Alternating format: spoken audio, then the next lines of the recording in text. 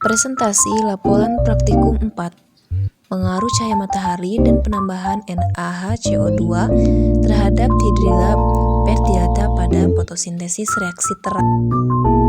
Nah, sebelum ke materi, sebelumnya perkenalkan kami dari kelompok 2 yang beranggotakan 7 orang. Yang pertama Siti Maryam, yang kedua Rapipa Rustika Padilla, yang ketiga Alia Nurfara Madani, yang keempat Tarisa Rizky, yang kelima Aditya Aprianda, dan yang keenam Marvin Hidayat, dan yang ketujuh Andika Arya Prasetya.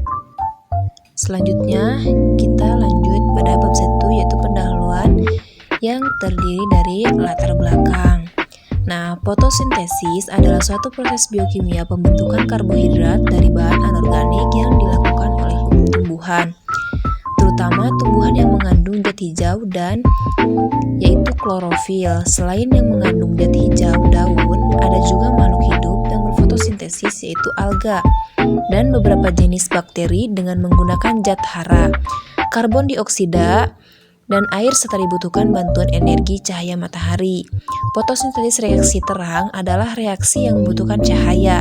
Reaksi ini terjadi pada membran lilakoid kloroflas. Pada reaksi lerang, energi cahaya atau foton diubah menjadi energi kimia dalam bentuk ATP dan NADPH dan tempat terjadinya di grana.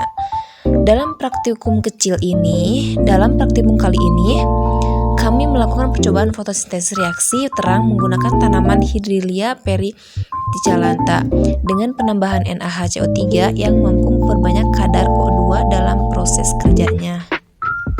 Selanjutnya ada tujuan. Nah, tujuan dari praktikum ini yaitu yang pertama memenuhi tugas biologi, yang kedua mengetahui faktor-faktor yang terpengaruh dalam proses fotosintesis reaksi terang, yang ketiga mengetahui langkah kerja dalam proses fotosintesis reaksi terang, dan yang keempat mengetahui perubahan yang terjadi saat proses fotosintesis reaksi terang. Selain dari tujuan, ada pun manfaat dari dilaksanakannya praktikum ini. Nah, melalui hasil praktikum ini, kami berharap dapat memperluas wawasan mengenai proses fotosintesis reaksi terang dengan melakukan pengamatan langsung. Lalu, bab 2, ada langkah kerja. Nah, yang pertama, siapkan semua alat dan bahan yang akan digunakan dalam praktikum ini. Dan yang kedua, siapkan 2 botol yang diberi label berbeda. Yang ketiga, siapkan NaHCO3 dan pastikan ada cahaya matahari yang terik. Yang keempat, pada botol pertama isi dengan air dan tanaman hidrilla. Yang kelima, pada botol kedua isi juga dengan air dan tanaman hidrilla dengan menambahkan NaHCO3. Yang keenam, kemudian simpan kedua botol di bawah terik matahari, dan yang ketujuh, setelah itu tunggu selama 30 menit untuk mengamati perubahannya. Dan yang terakhir, kami dapat mengetahui kadar O2 dalam fotosintesis hidrilla melalui pengaruh cahaya matahari dan penambahan NaHCO3. Adapun anggaran alat dan bahan. Nah, di sini kami hanya menggunakan hidrilla, tanaman hidrilla, dan soda kue.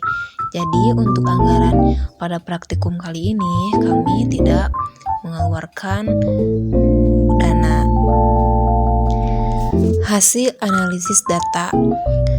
Pada fotosintesis reaksi terang, sudah jelas harus menggunakan cahaya matahari selama prosesnya, di mana pada praktikum kali ini kami mengambil analisis faktor-faktor yang mempengaruhi fotosintesis. Faktor cahaya matahari dan penambahan NaHCO3 pada salah satu botol ternyata menghasilkan perubahan yang berbeda. Adapun hasil fotosintesis reaksi terang dengan sedikit perbedaan komponen isi yang didiamkan selama durasi waktu 30 menit, yaitu botol pertama air biasa dan hidrilla menghasilkan cukup banyak oksigen atau O2 di dalam botol, di mana tanaman hidrilla bereaksi mengikat karbon dioksida atau CO2 lalu melakukan fotosintesis dengan bantuan cahaya matahari sehingga dapat menghasilkan gelembung oksigen.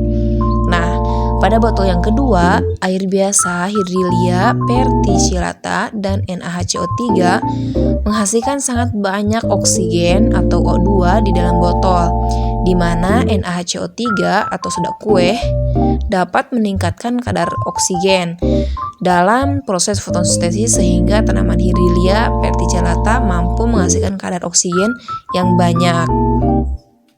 Nah, untuk melihat hasil dari praktikum ini dapat dilihat dari botol yang tertera di hasil praktikum ini.